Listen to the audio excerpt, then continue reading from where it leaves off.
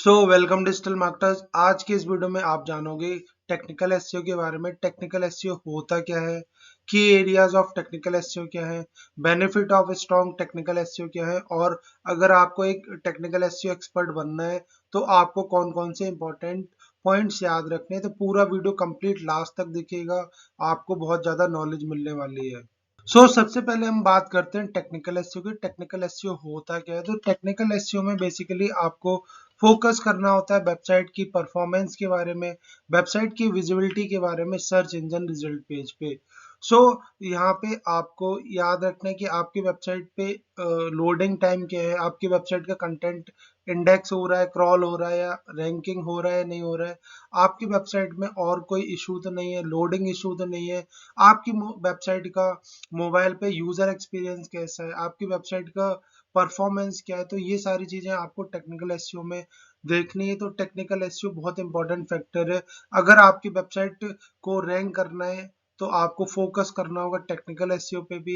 आपको proper knowledge होनी चाहिए साइट मैप की, रोबोट डॉट टी फाइल की। आपका कंटेंट आप लिख रहे हो बट वो गूगल को पता ही नहीं लग रहा है, तो ये सारी चीजें आपको पता होनी चाहिए। और इसके लिए आपको टेक्निकल एसईओ की नॉलेज होनी चाहिए।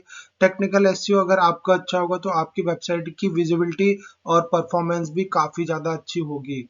अगर आपकी वेबसाइट का टेक्निकल एसईओ अच्छा होगा तो आपकी वेबसाइट जल्दी क्रॉल करेगी, गूगल आपकी वेबसाइट को जल्दी क्रॉल करेगा और आपके कंटेंट को जल्दी रैंक करेगा, और आपकी जो वेबसाइट है वो सर्च इंजन रिजल्ट पेज पे आने के चांसेस रहेंगे और आपकी वेबसाइट पे ट्रैफिक आएगा। बट अगर आपकी वेबसाइट का टेक्निकल एसईओ अच्छा नहीं है तो वहां पे यूजर एक्सपीरियंस खराब होगा, और यूजर एक्सपीरियंस खराब होगा तो आपकी वेबसाइट की रैंकिंग गूगल कर देगा डाउन।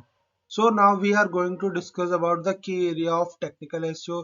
वो कौन कौन से important aspect हैं जो आपको पता होने चाहिए ड्यूरिंग टेक्निकल एसईओ। सबसे पहले आपको यहाँ पे पता होना चाहिए कि अगर आपको ये ध्यान में रखना है कि जो भी आप कंटेंट लिख रहे हो गूगल उस चीज को क्रॉल कर रहा है या नहीं कर रहा है। तो यहाँ पे आपको क्लियर आइडिया होना चाहिए आपकी वेबसाइट की रोबोट डॉट टी फाइल के बारे में, साइट मैप के बारे में, और वेबसाइट स्ट्रक्चर के बारे में। अगर ये तीनों चीजें प्रॉपर है तो आपकी वेबसाइट सही से क्रॉल होगी, गूगल आपकी वेबसाइट को रिकॉग्नाइज करेगा और क्रॉल करेगा। इसके अलावा आपको ये पॉइंट ध्यान रखना है कि आपकी वेबसाइट की प्रॉपर इंडेक्सिंग हो रही है नहीं हो रही। तो यहाँ पे मेन इंडेक्सिंग का ये मतलब है कि आप जो भी कंटेंट लिखते हो गूगल उसको इंडेक्स कर रहा है, गूगल उसको नोटिस कर रहा है या नहीं कर रहा है, सर्च इंजन रिजल्ट पेज पे नोटिस कर रहा है आपकी वेबसाइट का जो कंटेंट है वो सर्च पे आ रहा है या नहीं आ रहा है। तो ये सारी चीजें आपको यहाँ पे फिगर आउट करनी होंगी।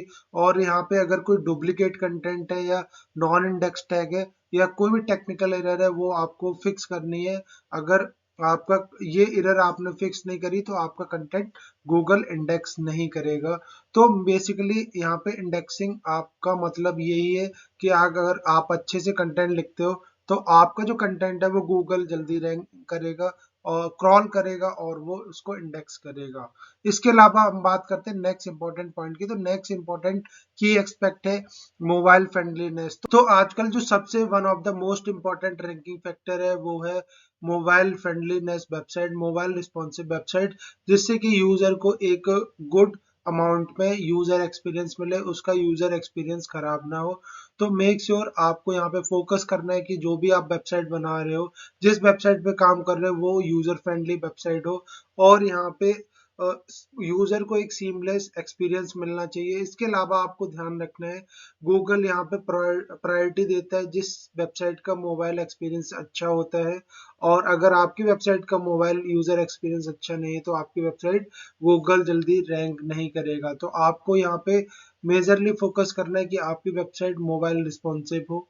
इसके अलावा हम बात करते हैं नेक्स्ट इंपॉर्टेंट पॉइंट की। तो यहाँ पे आपको ध्यान रखना है कि आपकी जो वेबसाइट है उसकी लोडिंग स्पीड खराब ना हो, लोडिंग टाइम अच्छा होना चाहिए, आपकी वेबसाइट प्रॉपर ओपन होनी चाहिए मोबाइल पे और डेस्कटॉप पे या अदर कोई भी प्लेटफॉर्म है या अदर कोई भी डिवाइस है उस पर प्रॉपर आपकी वेबसाइट खुले विदाउट एनी डिले।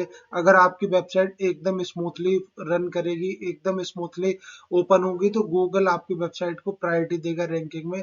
बट अगर आपकी वेबसाइट की स्पीड बहुत बेकार है या देरी से खुल रही तो वहां पे यूजर एक्सपीरियंस खराब होगा और गूगल आपकी वेबसाइट की रैंकिंग कर देगा डाउन।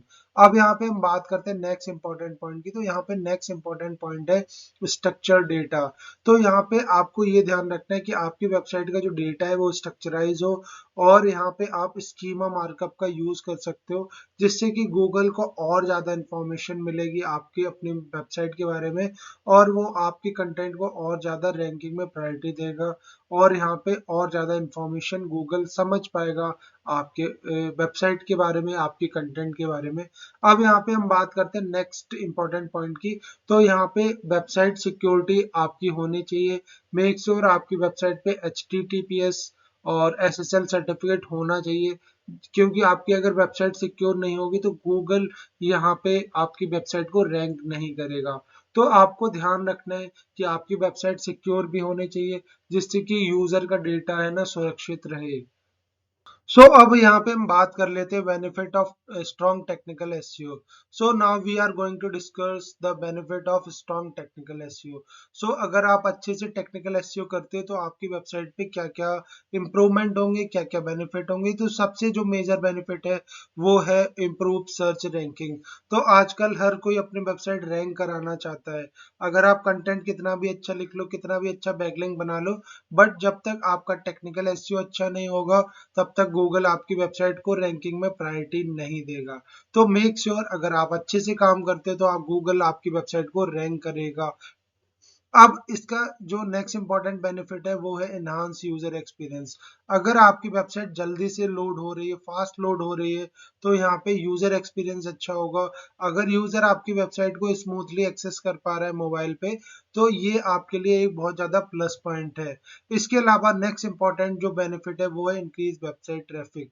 अगर आपका जो कंटेंट है वो प्रॉपर क्रॉल होगा, इंडेक्स होगा, रैंक होगा, तो आपकी वेबसाइट पे ट्रैफिक आने के बहुत ज्यादा चांसेस होंगे, यूजर आपकी वेबसाइट से इंटरेक्ट होगा।